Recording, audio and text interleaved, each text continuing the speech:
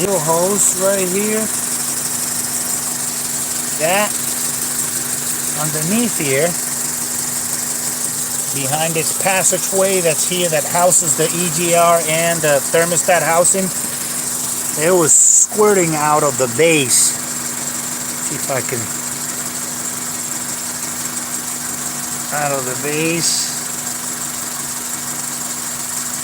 Alright, so squirting out of there. So now I bought a product. It's expensive. It's called Rapid Fix. It's like 20 some odd dollars for those 2 little bottles.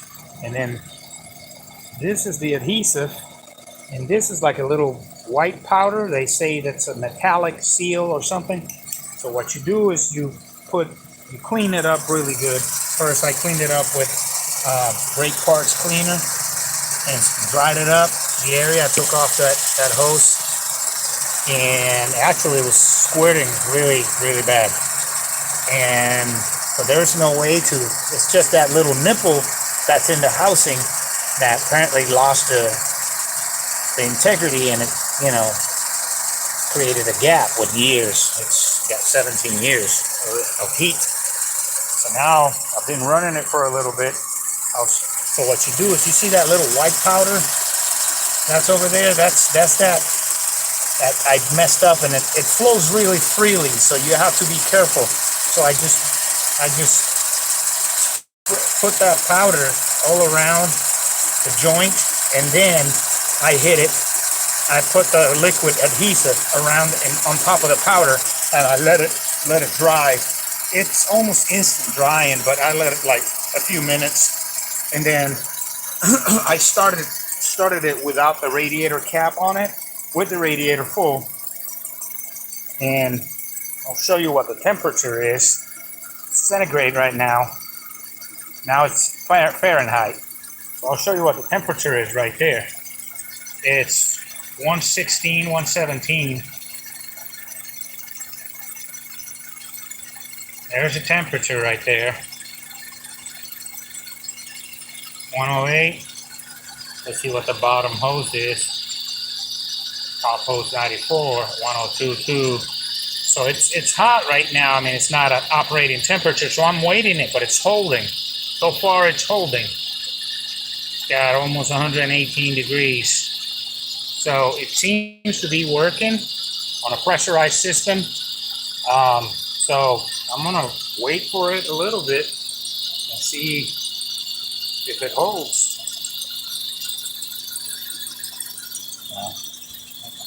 So a lot of people have problems with that. That Honda did that.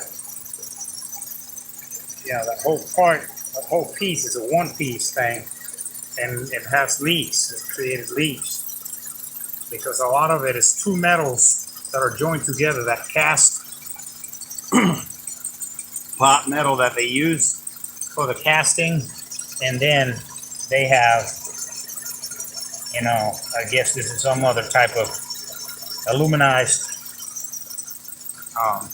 or galvanized metal. So there are 2 different metals, so they expand and contract at different rates. So eventually that creates cracks. So far it's holding. It is holding. See what the temperature is. Let's see. Fahrenheit. And the temperature is 117, 114, 112. It's hot, and it's pressurized right now. The cap is on. I'll show you what it says in the gauge inside.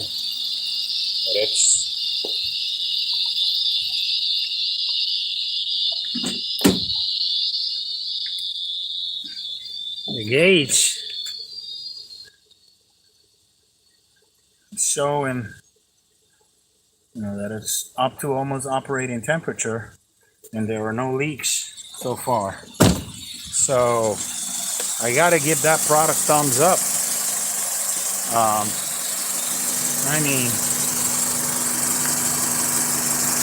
it's still holding, and we are at 117.5. 118.1. You know, so it's holding it. It's really not squirting anything, and it was squirting hard out of there. So it's pretty hot. I mean, it's supposed to be higher temperature, but once I get it running and stuff, I'm gonna double check it. But so far, it's holding. So my review is that the product does what it says. I wish it wasn't that expensive, 20 some odd dollars for those 2 little bottles. You know, it's a temporary fix. You know, until you get the part. But I know a lot of people are just gonna fix it and just leave it there until it blows up.